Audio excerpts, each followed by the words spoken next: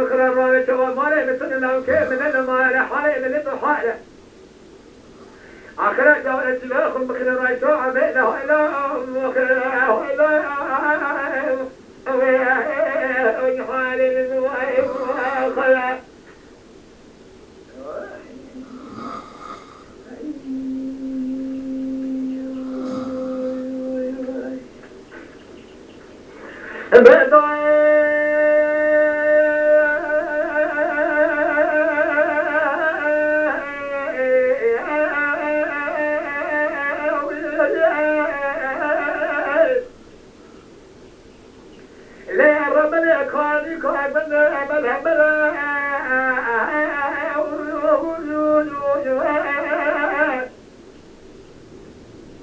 وتلا حضرت مرمنا كوني وقال زادوا لك نوصلوا بشبره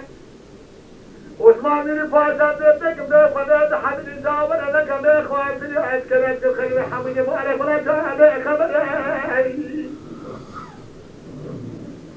اقتل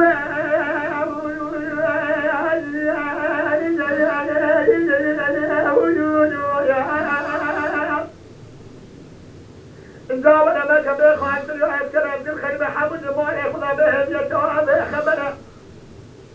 سواء الله كأمر ربنا خذ وأصحابك جد الخوات وأبي الخوات لم تجد وأصحابك ما الخلال تجاري من هنا الزمران نمره من حيث خارج النار يعني أنا شحر الله إلا الخوات وأبي الملينا السنة نصر مكال وأبي كمرا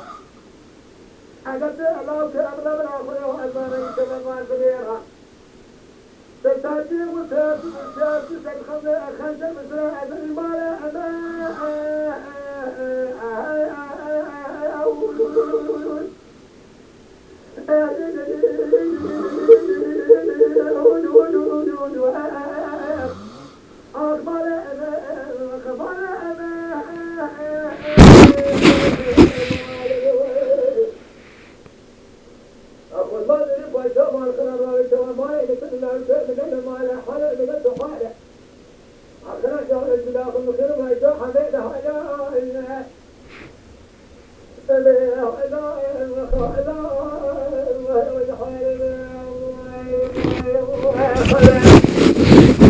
Hey.